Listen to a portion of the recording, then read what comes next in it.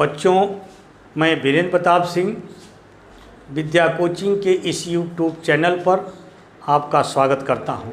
बच्चों, मैं आपको कक्षा 10 विज्ञान का पहली प्रश्नावली रासायनिक अभिक्रियाएं एवं समीकरण पढ़ा रहे हैं, जो समाप्ति की ओर है। इसकी अब 1-2 हेडिंगें बची हैं। इसमें से हेडिंग है आज जो पढ़ाना है हमें, संक्षारण। संक्षारण क्या है, आप इससे वाकिफ नहीं होंगे। बच्चों, आपने देखा है सबके घर में लोहे से निर्मित वस्तुएं हैं। आप देखते हैं एक लोहा है, लोहे को अगर हम बाहर रखे हैं तो आप लोहे के ऊपर देखेंगे तो हल्के लाल रंग की, प्योर लाल नहीं माने हल्का लाल रंग की एक परत जम जाती है। अगर हम उसको पटक देते हैं छड़ कर के वो बाहर निकल जाती है, जिसे हम जंग कहते हैं। लोहे में जंग लगना, तो लोहे में जंग का लगना ही वो संक्षारण कहलाता है। क्या कहलाता है? वो संक्षारण है। क्योंकि वो होता ये है कि जब कोई धातु है, जब किसी धातु को हम खुले में छोड़ देते हैं तो आर्द्रता जल उस माने वाष्प की आर्द्रता के कारण और वह ऑक्सीजन से क्रिया करके ऑक्सीकृत हो जाती है और जो है वो धीरे धीरे संक्षारित होना प्रारंभ कर देती है। तो बच्चा, संक्षारण की परिभाषा क्या है हम आपको बता रहे हैं, लिख लीजिए उसको। जब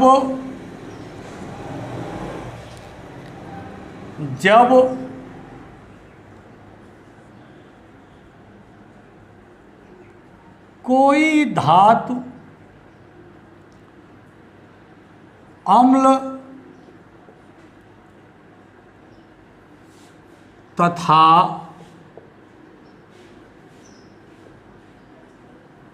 आर्द्रता के संपर्क में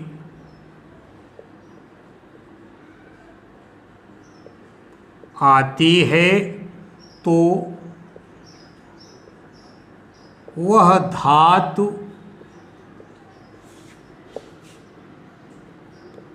संक्षारित होने लगती है। धातु की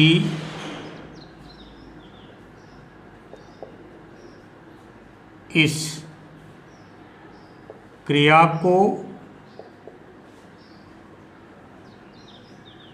संक्षारण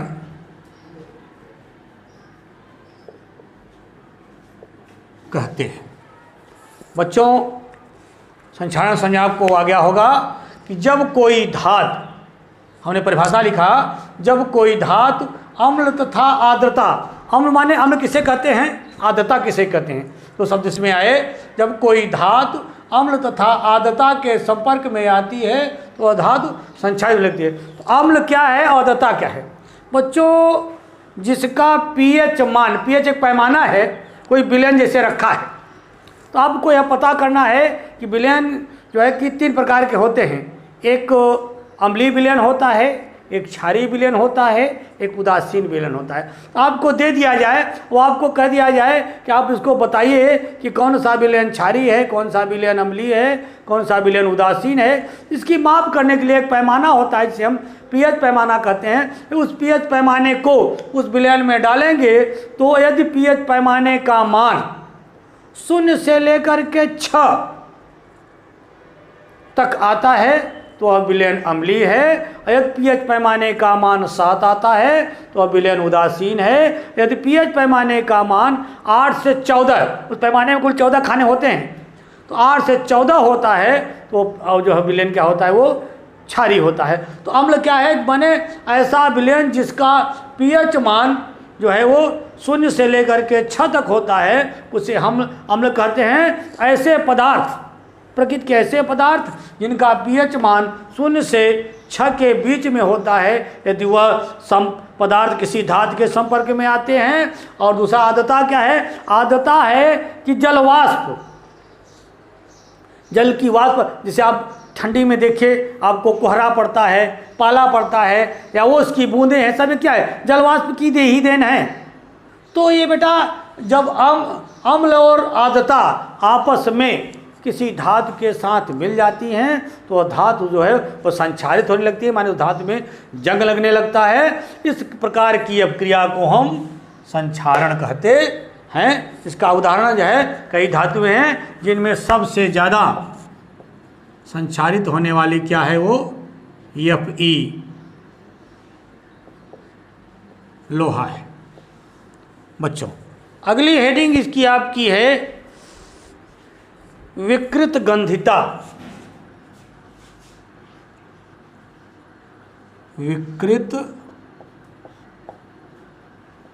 गंधिता,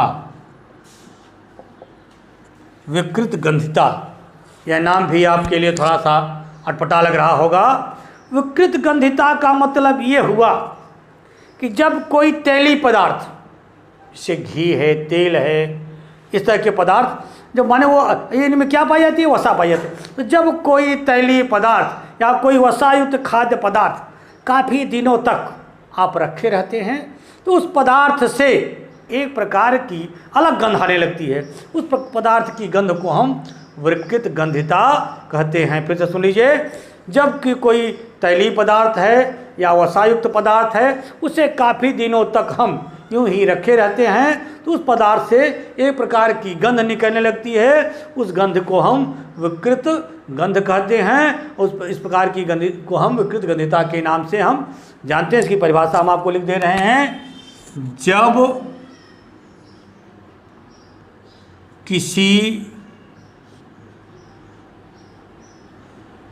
वसा युक्त पदार्थ अथवा तेलीय पदार्थ को काफ़ी समय तक रखे रहते हैं तो उस पदार्थ से एक अलग प्रकार की गंध आने लगती है।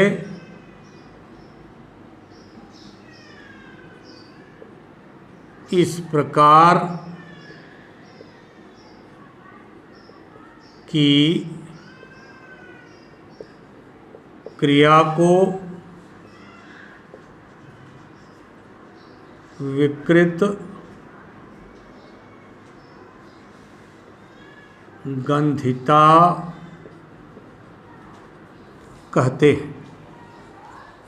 इस प्रकार की क्रिया को हम विकृत गंधिता कहते हैं। जैसे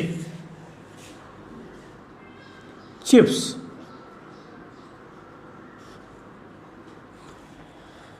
चिप्स को बेटा निकाल करके पैकेट में रखे रहोगे, काफ़ी समय तक उसका उपयोग नहीं करोगे, उस चिप्स से एक प्रकार की गंध आने लगेगी, जिसे हम उससे दुर्गंध भी कह सकते हैं। वो चिप्स खाने लायक नहीं रह जाता। तो इस प्रकार से बेटा हमने आज आपको संक्षारण और विकृत गंधिता दो हेडिंगें पढ़ाया। ये दोनों हेडिंगें इस चैप्टर की अंतिम हेडिंगें हैं। अब कल से आपको चैप्टर नंबर 2 हम पढ़ाएंगे। आज का वादन यहीं हम समाप्त करते हैं। नया चैप्टर नए दिन से हम स्टार्ट करेंगे। बच्चों, वादन समाप्त करने के पहले हम आपसे निवेदन करेंगे कि आप इस चैनल को सब्सक्राइब कर दें और इसे लाइक करें और इसे अपने इष्ट मित्रों के साथ शेयर करें, जिससे सबको हमारी वीडियो का लाभ मिलता रहे। आज का वादन यहीं समाप्त होता है। धन्यवाद।